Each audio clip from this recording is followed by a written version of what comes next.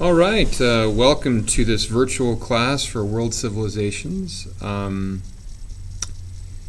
hope this works for you guys. I hope you can understand it and it's sensible.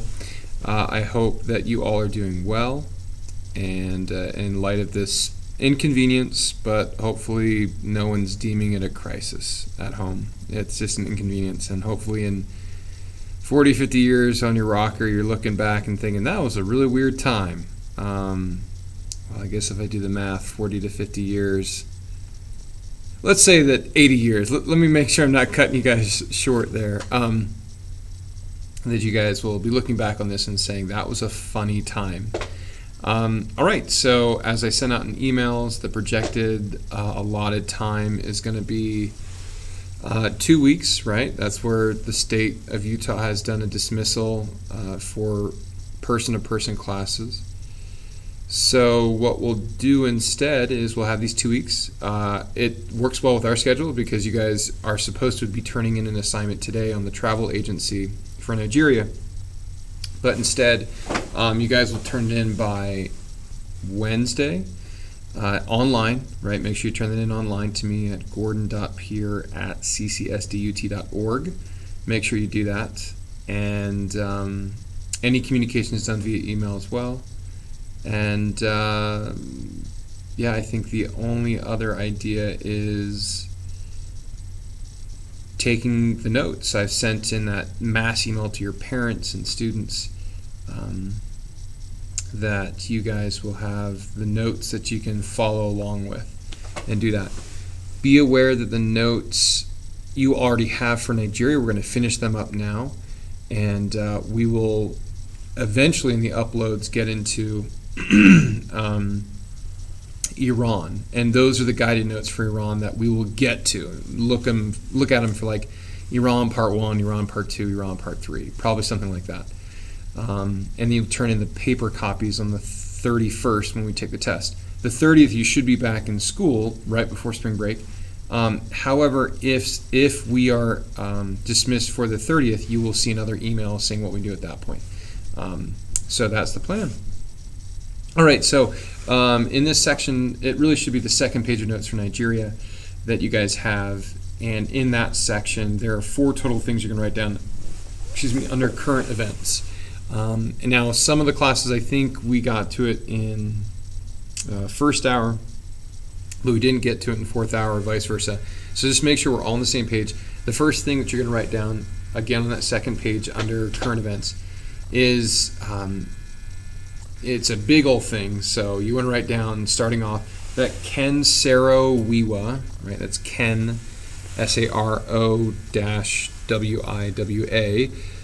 Different name, but you can tell it's not a Muslim name, it's more of a Christian name by Ken or Kenneth Saro-Wiwa, who's down south. Ken Saro-Wiwa was a rights activist and environmentalist.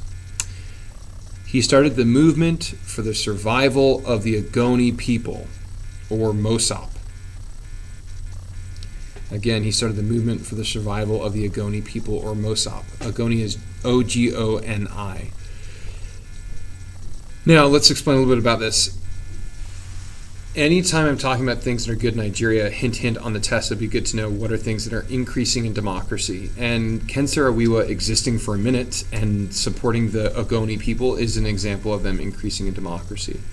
Ken Saro-Wiwa was an activist for them, an environmentalist. Now, as you guys should know, and I normally ask and throw out some questions to get some points, is why would he need to defend some Nigerian indigenous peoples, and why is that so important for Nigeria?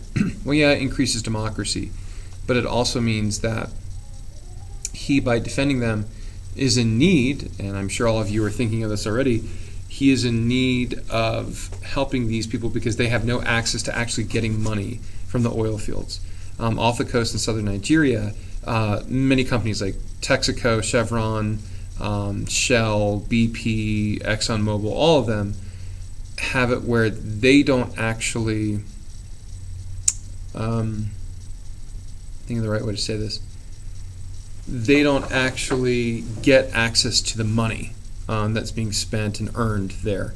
So he's trying to fight for them so that it's the equivalent of on a Native American reservation. If there were all these resources and the federal government was pillaging those resources, activists would say that's not only unfair, but really unfair because it's their land to begin with.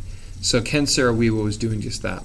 Now you want to keep writing in this section, this first part too, that this group has secured financial benefits for the Ogoni people. This group has secured financial benefits for the Ogoni people of the Niger River Delta area. So make sure you're tying it in. I'm hoping that when we see the travel agency assignment, for those of you who had travel agent number 3 and about why they couldn't secure eased tensions in the Niger River Delta, this is part of the reason why.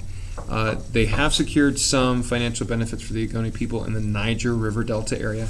That area, again, where it sort of triangulates in the bottom of the coast and spreads out. They've secured benefits for the Ogoni tribes people, and keep writing, and tried to hold foreign operated oil companies to environmental standards. And tried to hold foreign operated oil companies to environmental standards. Okay, so he was an environmentalist, he was a rights activist, he started MOSOP, and he secured some benefits for them, but also tried to hold foreign oil operated companies to environmental standards. The hard thing with Nigeria being developing, they don't have a huge environmental protection agency, or like in China even, like the state environmental protection agency. So you can go in there and like pillage the earth and just do whatever you want, oil spills and greenhouse gas emissions and all of that. And the problem with all of that is there's no standards. So he was saying like, let's hold them to some other international standards. So kudos to him in that. All right.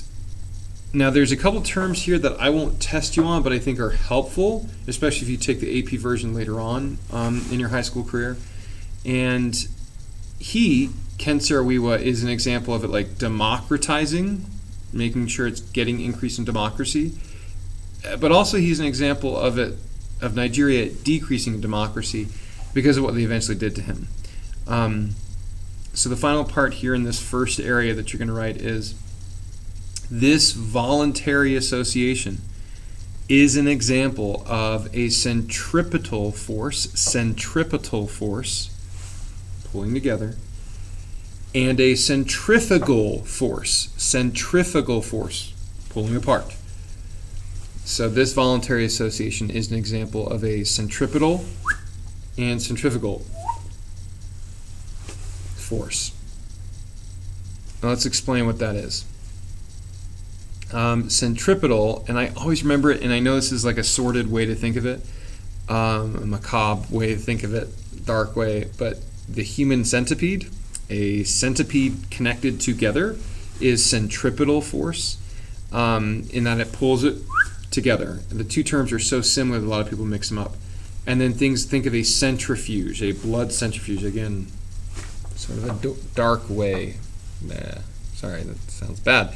But a blood centrifuge of like you put it in it and it spins around and it breaks everything up, so that you have layers within the test tube, the plasma and the blood and all that stuff. So that's what we're looking at with a centrifugal force. So remember, Ken Saro-Wiwa brought them together, and this is when I like ask questions and let's get some points. And there's no points for this cycle either, so we'll suspend those.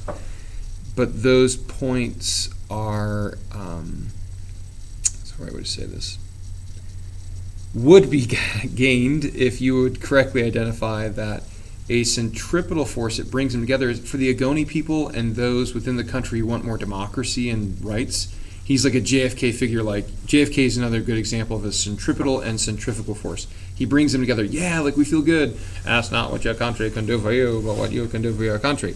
Sorry, that's a really bad robotic Boston accent.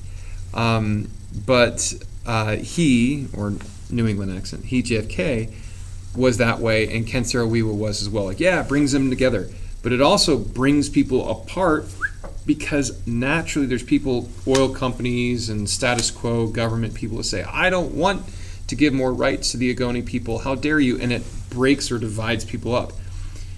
JFK was ultimately assassinated for a lot of his views. Martin Luther King Jr. was assassinated for his views. RFK was assassinated for his views. So ideas of bringing people together can also divide people and say, I don't like you, I'm going to kill you. And so that's where it can be breaking up of things. So the final thing, still in this first part, is you want to say the government executed Ken Saro-Wiwa in 1995. Government executed Ken Saro-Wiwa in 1995. Okay. So that's a long first part. And recap, Ken Saro-Wiwa was a rights activist and environmentalist.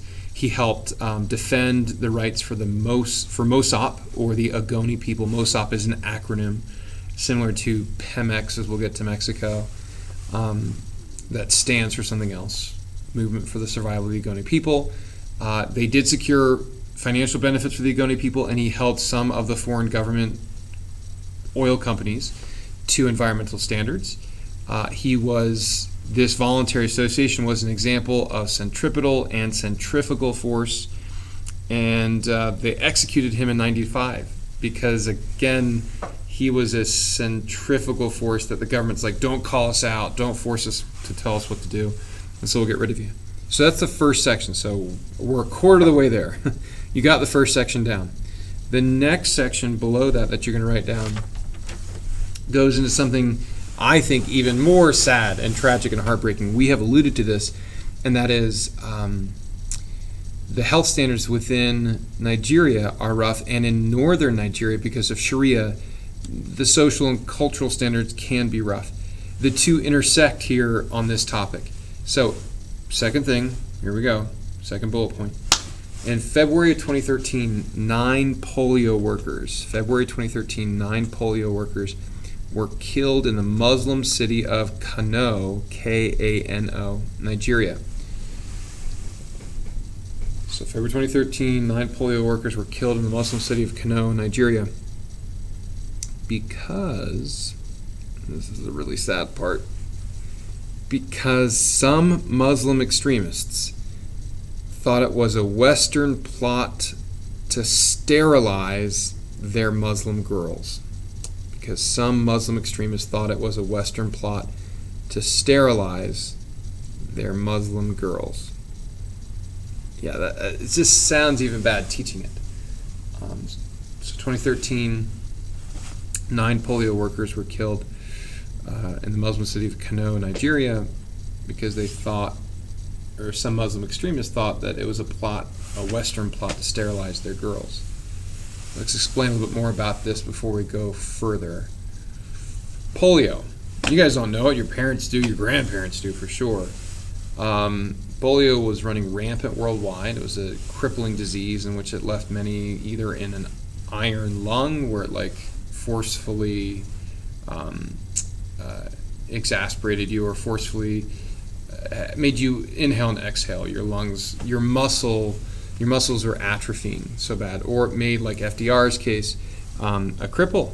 You'd be crippled, and it was a disabling disease that the polio vaccine was created for, and some of your parents and relatives, maybe even some of your parents, have still a mark on their arm from where the initial polio vaccine was. So it was eradicated. Cool.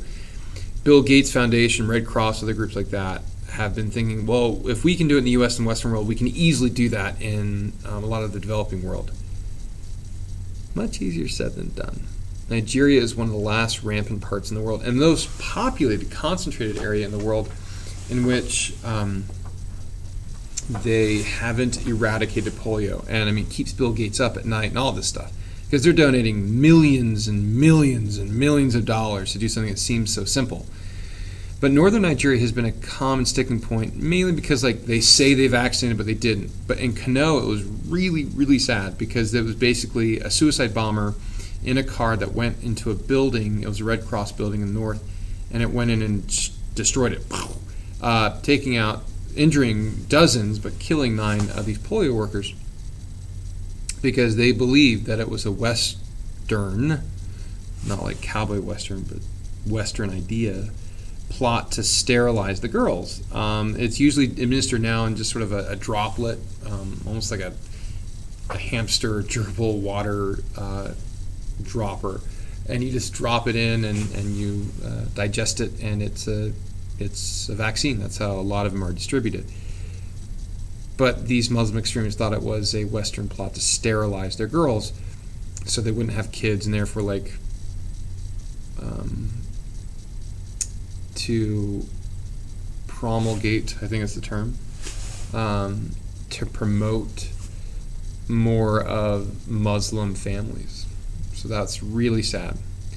Now, you want to keep writing the second part here, that Nigeria is one of only 3 countries, and now you could almost say the only place in the world, but at least, even if we're being really cynical, one of only 3 countries in the world where polio exists.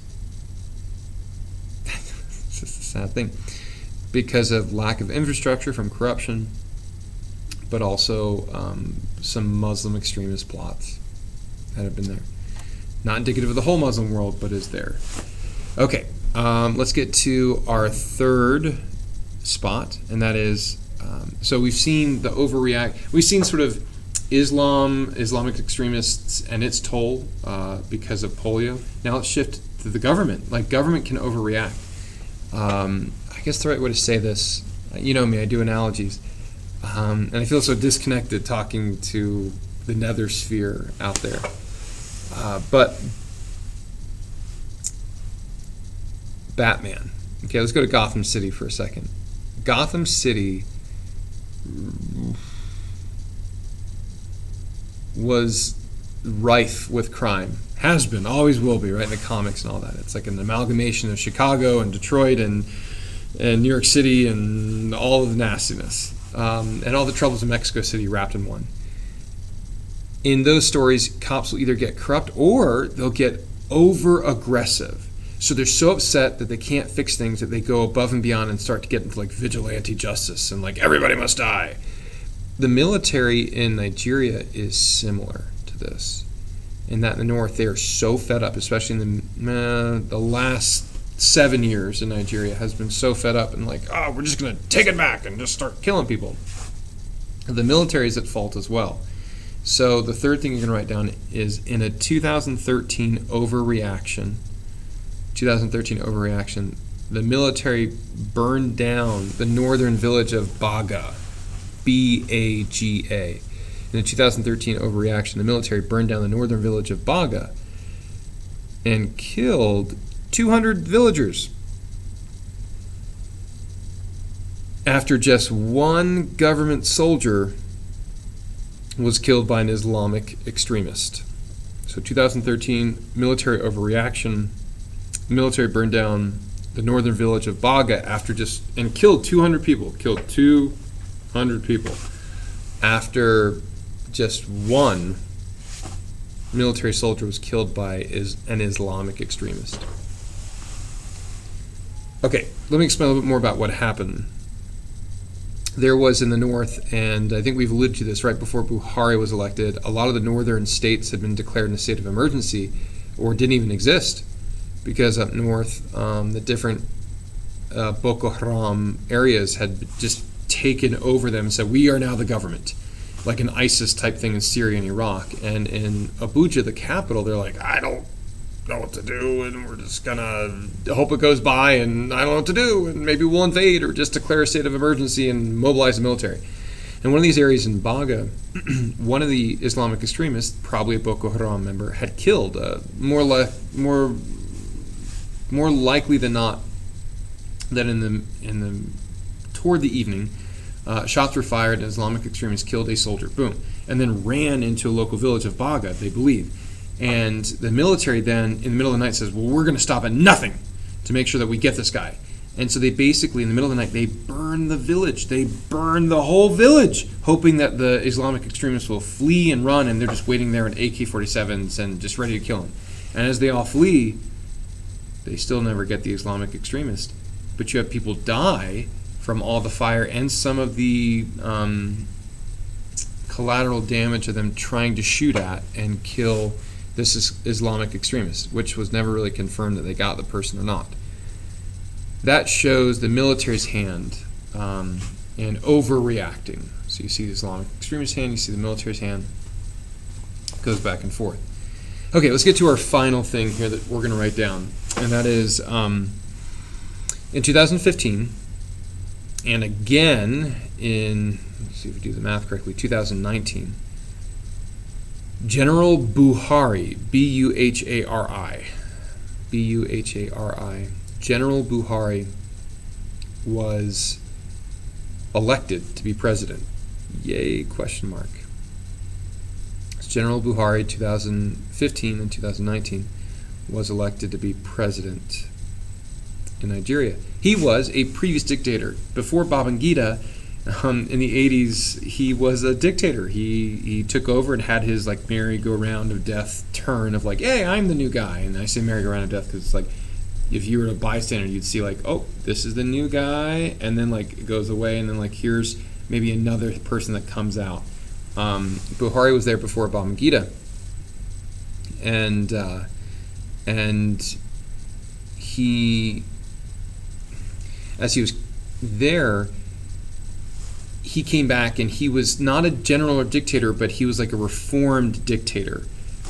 So like a Hitler with his mustache shaved off in a way, and that's a hyperbole and that's an exaggeration. But it, as a historian and political scientist, it's like, wait, no, don't elect him. But he was elected under. Remember, the two main political parties were the PDP, or People's Democratic Party, which was the Muslim Christian coalition to make sure that Yar'Adua and Goodluck Jonathan were elected under. Not perfect, as we saw, because they didn't keep the tradition of alternating Muslim and Christian, and therefore found conflict. But the Congress for Progressive Change, the CPC, was the other one that didn't win. It wasn't winning a whole ton until 2015, when Buhari came in and was like, I'm going to take the CPC, I'm going to change it into an all progressives Congress, or APC, which is going to take in like the people who were upset from the PDP, and we're going to make this new party. So since 2015, the PDP, which was the big party with Yar'Adua and Jonathan, has decreased in power over time because Buhari basically had a platform of, I'm going to stop at nothing to kill Boko Haram. And people are like, yeah, let's go. Heck, we've even seen that after 9/11. A lot of people rallied behind it, Democrat or Republican, like, let's get the terrorists, for understandable reasons. Buhari won in 2015 and in 2019 because of that. And there have been other problems. 2019 elections still had problems and potential corruption, but people, we believe, have legitimately liked him because they got rid of Boko Haram. So that's the main thing, getting rid of Boko Haram. All right, I'm trying to think if there's anything else to know about him. But yeah, 2015, 2019, he won. You can, I guess, still in this fourth and final thing, you can write down that he did a good job of getting rid of Boko Haram because they're not as active. So 2015, 2019, General Buhari was elected as president under the APC party. He did a good job of getting rid of Boko Haram.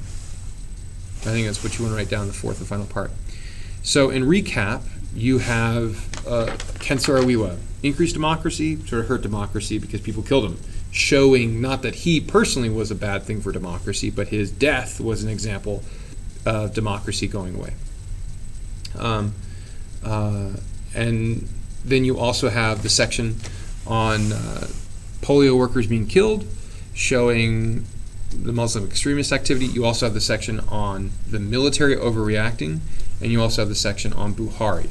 So is Buhari an example of democracy? To be determined. But you have several examples of Nigeria's leaders increasing democracy or democratizing, and several examples of their leaders decreasing democracy or resisting democratization. So, yeah, that's about it. That's, with those four sections, you will have finished the notes for Nigeria, and I'll probably post this as like Nigeria final, just to help you guys see that it's the final section. Stay tuned for probably in a couple days. We'll do it every other day, an upload. We'll do 3 or 4 uploads for Iran, right? Same idea. All right. And I promised myself I wasn't going to say anything like, all right, just sort of hit that like and subscribe button and make sure that you like it. And I'm not going to turn this into a makeup tutorial, even though there's a part of me that's like really tempted to turn it into a makeup tutorial or like an unboxing video, because we're just cool and hip. And, you know, I'm pretty hip to the groove. I think we all can agree. All the debaters, you know, Blake and Kayla and Caleb, you guys can concur that I'm pretty cool. But I won't do that. So we'll see you guys soon. I hope this helps. Thanks. Bye.